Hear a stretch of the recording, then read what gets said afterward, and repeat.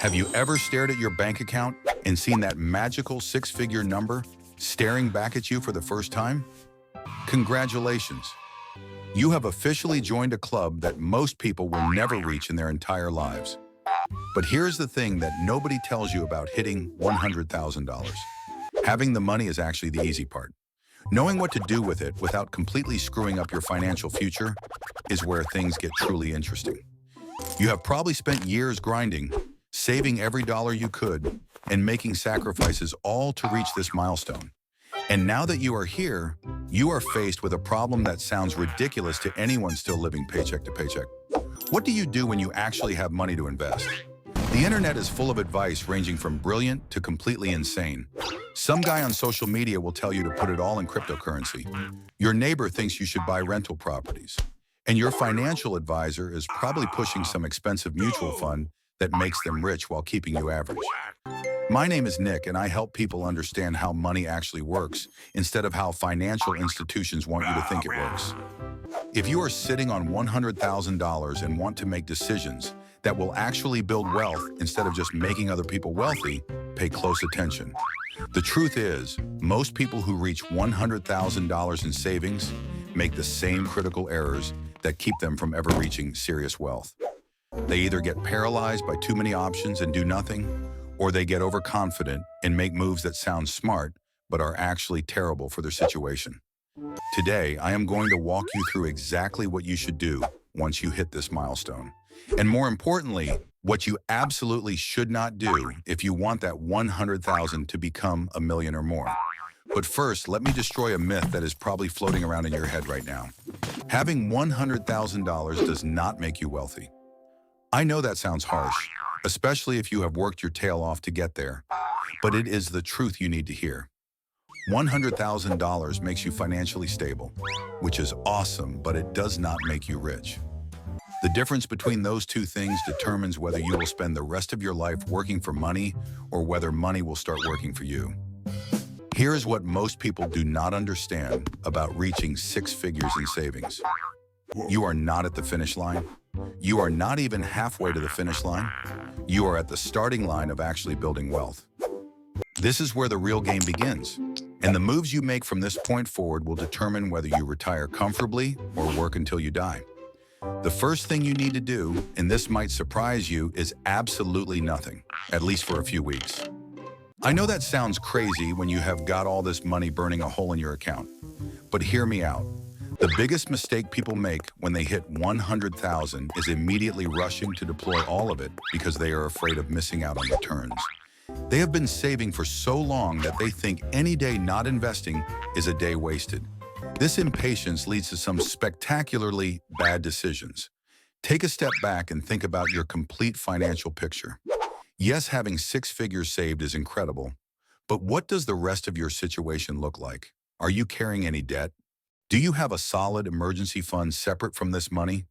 What are your actual financial goals beyond just having money? These questions matter more than whatever the stock market did yesterday. The second thing you need to do is optimize your foundation before you even think about investing. This is not sexy advice, but it is the difference between building wealth and staying middle class forever.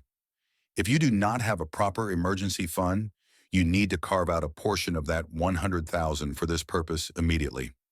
I do not care how boring it sounds or how little interest you think you are earning. Your emergency fund is not an investment. It is insurance against life punching you in the face when you least expect it. How much should you set aside? The old rule of 3 to 6 months of expenses still applies, but with a twist.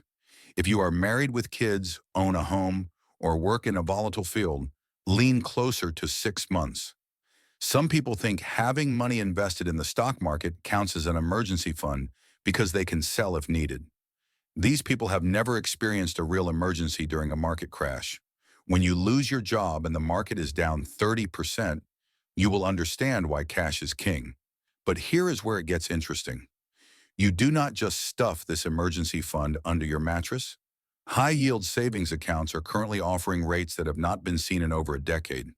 We are talking about 4 to 5% annual returns on money that is completely safe and accessible. That is real money on significant balances. Let us do some quick math. $10,000 in a traditional savings account generates maybe $10 per year. The same $10,000 in a high-yield savings account earning 5% generates $500 annually. That is enough to cover several months of utility bills just from interest on money you need to keep liquid anyway. The third critical move is eliminating any high-interest debt before you invest a single dollar. I know this advice is as exciting as watching paint dry, but it is mathematically essential. If you are carrying credit card debt at 20% interest while investing in the stock market, hoping for 10% returns, you are literally paying someone else to make you poor. The guaranteed return from paying off high-interest debt beats the uncertain returns from any investment. Carrying debt while trying to build wealth is like trying to fill a bucket with a hole in the bottom. Debt elimination provides something that investments never can: guaranteed returns and immediate cash flow improvement. Here is where most people mess this up. They want to keep their debt and invest simultaneously because they are worried about missing out on market gains.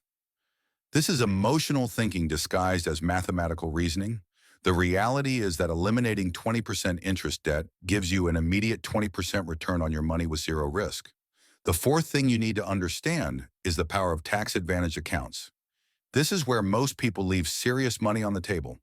If you have not maximized your contributions to retirement accounts, you are essentially declining free money and paying unnecessary taxes. For 2025, the contribution limits for a 401k have increased to $23,500. If you are over 50, you can contribute even more with catch-up contributions. Traditional IRAs and Roth IRAs allow additional contributions. These are wealth-building machines that let you legally avoid paying taxes on investment growth for decades. Miss these contributions and you can never get them back. That unused contribution space is gone forever, along with decades of potential tax-free growth. The fifth crucial decision is choosing your investment strategy. The investment world is designed to separate you from your money through complexity, fees, and emotional manipulation. Everyone wants to sell you something. Here is what the financial industry does not want you to know. The most boring investment strategy consistently outperforms the exciting ones. While some guy is bragging about his cryptocurrency gains, the truly wealthy are quietly putting their money into simple index funds. Index funds are not sexy. They do not give you stories to tell at parties. But you know what is impressive? Actually having money when everyone else is broke. Index funds like the S&P 500 have averaged around 10% annually for decades. The math on this is stupidly simple, yet most people ignore it. $100,000 invested in an index fund averaging 10% annually becomes over $260,000 in 10 years without you adding another penny. In 20 years, it becomes over $670,000.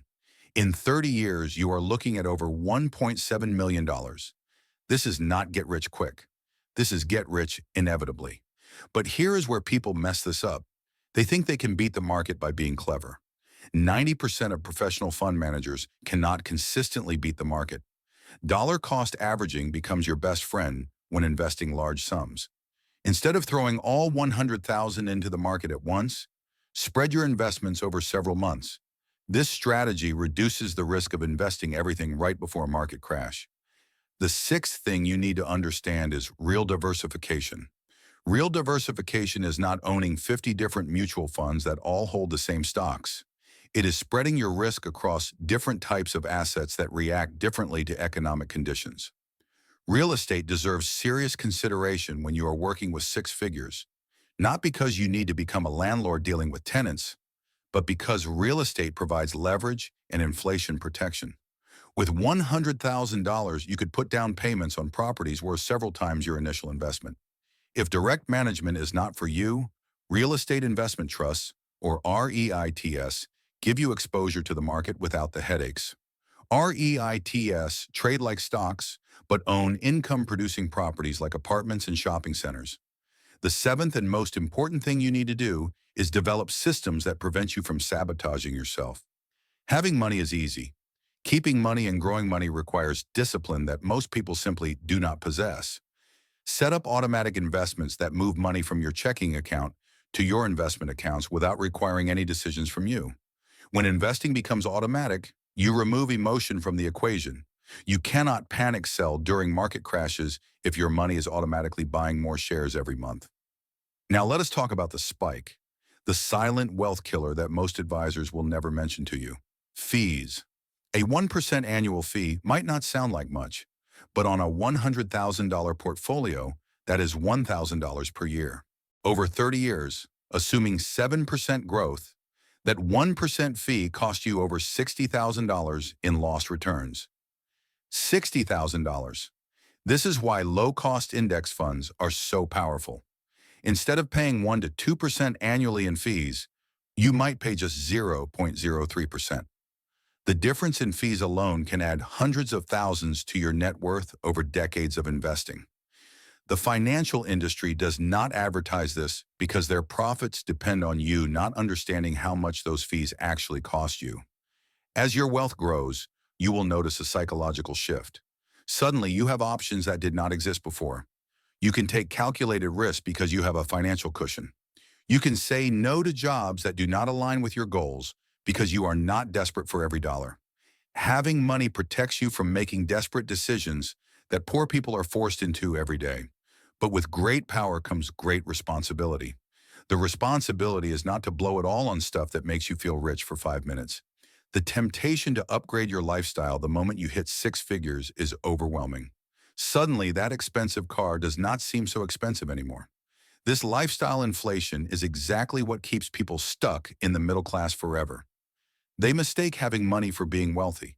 The truly wealthy understand that your lifestyle should be based on your passive income, not your net worth. Just because you have $100,000 does not mean you can afford to live like you have $100,000. That money needs to work for you. If you took that entire $100,000 and spent it on lifestyle upgrades, you would have nothing to show for it but memories. But if you invest it wisely and let it grow, you could have over $1.7 million.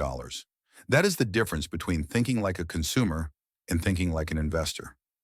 The compound interest on properly invested money becomes absolutely ridiculous over long time periods. Each year you are earning returns not just on your original investment, but on all the previous returns too.